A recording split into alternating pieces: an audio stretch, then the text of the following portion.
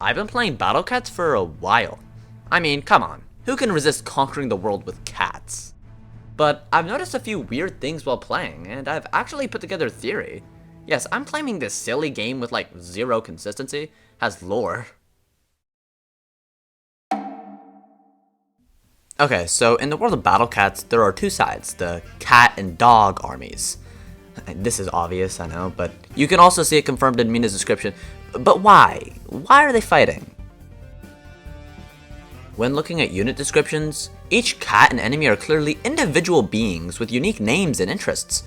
Squirrel Rel is an English teacher, and BB Bunny wants to be the mayor. Some world, I know. But how are there so many of them? In a battle, there doesn't seem to be a limit to how many of the same thing can be sent out. Well, I think I've figured out what might be going on here, and it's all inside the bases. When you make a lineup, the 10 cats selected are taken to the cat base for preparation. I don't know how the Nekalugas are fitting in there, but just stick with me. When you deploy a cat, it's cloned. The copy is sent out while the original is still inside. But you can't just spam clone these cats freely. While a unit is on cooldown, that's the original cat being cloned again.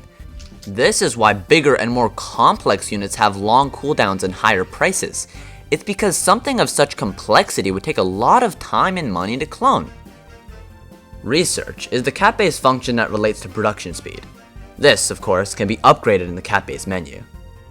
But here, on the icon, you can see a cat lying on a bed, with researchers using some sort of highly electric DNA readers to collect data on this exasperated cat.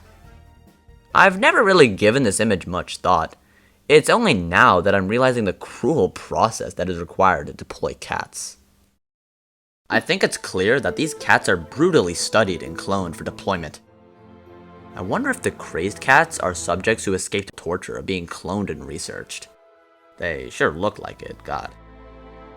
And this is going on for the enemies, too. We can see in the Laboratory of Relics, a stage in Stories of Legend, Doge is being studied and researched in these tube thingies. I don't know what to call them.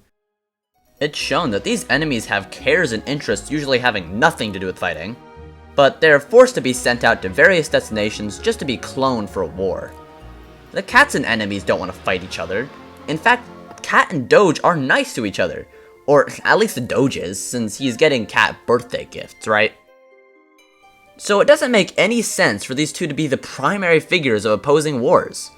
Enemies like the One Horn definitely aren't interested in war. This guy wants to help people and be a firefighter, but he's forced to work only part-time so he can spend his life getting cloned to fight cats. Enemy variants, like Red or Alien, are probably just more clones. Have you noticed that the enemies are usually just artificially painted or decorated to resemble a trait?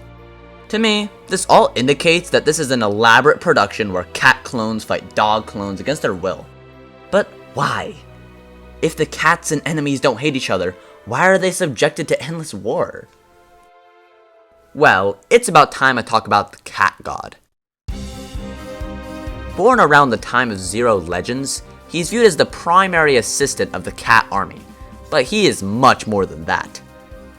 The game breaks the fourth wall, weirdly often. In the opening of the game, the developer of these battle cats is outright mentioned. We can see in Cat God's description he's referring to himself in first person. This means he's the author of all cat and enemy descriptions, and meaning he's canonically the developer of battle cats. He actually assists players, not only by providing various hints and enemy descriptions, but by also creating sign enemies like Miss Sign and Angel Fanboy. I always found it odd that Too Slow was sent out as an enemy rather than HUD. But with Battle Cats being a game, well, inside a game, it makes a lot more sense. And to simulate this war for players, he set up all the chapters, finding various creatures, forcing them to be cloned for a fake war, all just for a player's enjoyment. Next time you spend even more money on Battle Cats, think about where this cash is going to. Okay, well, that's my theory. CatGod created a fake environment to force cats and enemies in brutal cloning production for this illusionary war we call Battle Cats. If you have any of your own opinions or ideas, I would love to hear them. Thanks for watching.